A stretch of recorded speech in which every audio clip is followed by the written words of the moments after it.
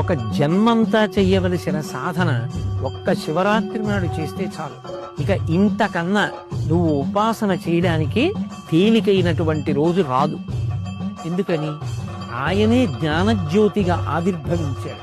యావత్ బ్రహ్మాండం నిండిపోయేటటువంటి జ్యోతిర్లింగంగా వచ్చాడు. ఈ రోజున ఎవరు నన్ను ఉపాసన చేస్తారో, ఎవరు జాగరణ చేస్తారో వాళ్ళని నేను అనుగ్రహిస్తానన్నాడు.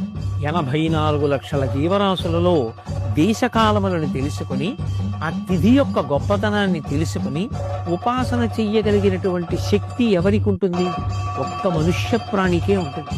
అందుకే జంతువునాం నరజన్మ దుర్లభం. అటువంటి నరజన్మ ఎత్తిన తరువాత మరి మహాశివరాత్రి లాంటి పర్వదినాన్ని విడిచిపెట్టేసుకుంటే దాని వలన ఎంత ఉపాసన కోల్పోయాం.